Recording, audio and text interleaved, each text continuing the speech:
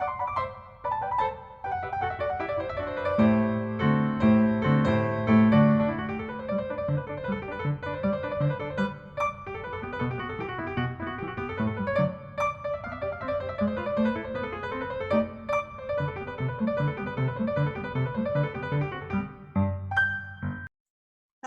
I'm Elaine Smith, the Artistic Director of the Clamour Theater Company. We're holding these creative conversations with playwrights, with actors, with directors, so that you can find out more about Clamour Theater and about the artists who work with us. Welcome to this edition of a Clamour Creative Conversation. Today we are talking with Erik Abbott, whose play Second ZECHARIAH we will be doing as part of our developmental play reading series on Zoom this month. Welcome, Erik. Thank you for joining us. Thank you. It's a pleasure to be here. Well, so good. Please tell our viewers a little bit about yourself, your bio, your background, anything that you would like us to know. Okay. Well, I am originally from the US, but I have lived in Europe the last 15 and a half years. For the last 12, specifically in Luxembourg, which is a tiny little country nestled between Germany, France, and Belgium. That's about the size of probably the county you live in. And I originally trained as an actor and made my professional debut in my teens. I've been a member of American Equity since the late 80s. So I've worked fairly steadily, really, until I became an equity actor, as it tends to go.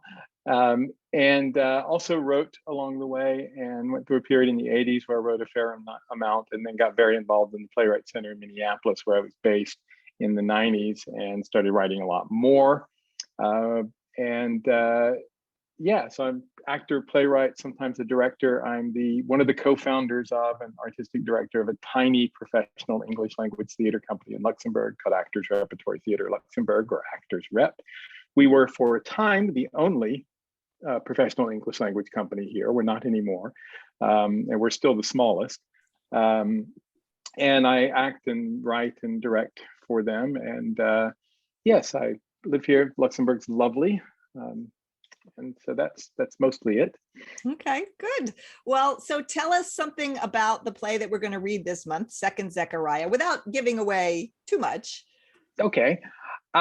It's Second ZECHARIAH. There are three characters, and they actually exist in three separate time zones. Two of them, the two women, Esther, who is somewhere between kind of middle age to late middle age, who's a senior corporate person, and a younger colleague, Chloe, are in one time frame, and then the character of the genius, who is the guiding visionary of the firm, who's older than Esther, so sort of late middle age, and he's in two separate time frames.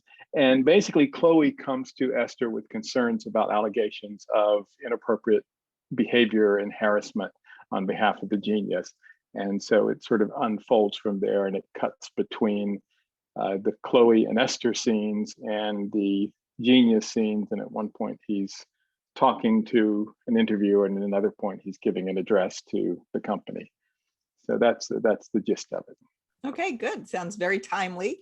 We look forward to hearing it. Tell me, do you have a favorite play of your own, whether produced or unproduced? Yeah, this is a tough question. I tend to be most emotionally engaged in whatever I'm working on at the moment. So to some extent, it's this one, although I've not done a new draft of this in several months. To some extent, it's a trio of plays that I've written that our company is working on as online pieces that are all in different ways dealing with COVID, collectively called Vignettes of a Pestilence. And then there's one I wrote in the 90s that was a fairly caustic, broad political farce called E Pluribus Unum. I can barely say it. That at the time I was very proud of it, in the sense that it was at that time the most complete and I think most crafted play I'd ever written. Certainly the most complete and crafted full length. And there was a relatively big name theater that sort of nibbled at it for a while, but never actually committed to doing anything with it. It's never been produced, and it would be too dated to do it now. But it remains it continues to have a soft spot in my heart. Okay, good. So now another thing I usually ask our interviewees is tell me about 3 favorite plays, whether you've seen them or read them by other authors, and what you like about them. This was really hard. My short list was just immediately like 15 plays. But I finally narrowed it down with some help, decided not to get too much into the German plays.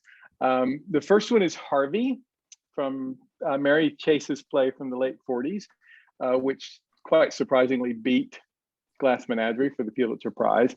And I basically just love everything about it. I think it's very funny. I think it's very touching. It's a very much a mid-century American comedy. I mean, it's got that structure. It's got that sort of, plot unfolding.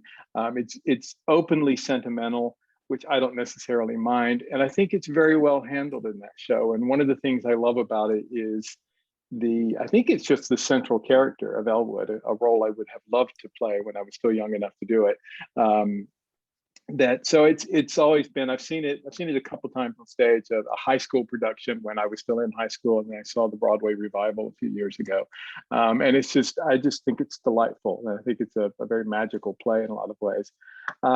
The second one is from, I think, the 80s. It's when he wrote, it's August Wilson's Fences. And that's sort of a nod to how much I respect and admire August Wilson as a writer. I think his writing is just gorgeous. And I think his project of his 10-play cycle of African-American experience in the 20th century is an extraordinary one, an incredibly important one. And the plays of it, I think are all just astonishingly beautiful and sad and profound and moving and all sorts of things. Fences is, I think, probably the best known one. It's not the only one I've seen, but it's the only one I've seen more than once. And it moves me tremendously every time I see it. And I think it's just a beautifully crafted, almost operatic play in every positive sense of that word. And finally, I picked Carol Churchill's Far Away, which goes through phases of being my favorite play ever. If I were given to such gross generalizations, I would say I think it's the best short play ever written. I think it's amazing. It's like 45 minutes long, and I don't think it could be 30 seconds longer and the audience be able to take it, because there's so much in it. And it vacillates between being really sort of light and interesting and really horrific, and then, much more horrific. And I just think it's astonishing. I think she's a genius. I think every play of hers I've ever encountered, I thought was just amazing on some level. I didn't understand some of them. I didn't necessarily even like all of them, but I think she's an extraordinary playwright. Great. I love this question because I just keep getting, my list of reading gets longer and longer and longer, I mean, some of them I do know, but some of them I'm like, I don't know that play. I'll have to check it out. So yeah. That's great. So I am so happy you could join us today. For our viewers, if you would like to attend the free reading on Zoom of Erik's play, Second Zechariah, it's going to be June 20th at 2 p.m. Eastern, and you can make a reservation on the Clamour Theatre Company website, which is also the place to go for information on our other events. And you can find us on Facebook as Clamour Theatre Company. And we will post all of those URLs in the description below. And if you'd like to see more interviews like this one, please hit the like button and subscribe to our channel. Erik, thank you so much for taking the time to speak with us today and letting our audience get to know something about you. We're really glad you've been able to join the Clamour community. Thank you. Thank you very much, Elaine. It was an absolute pleasure. Thank you.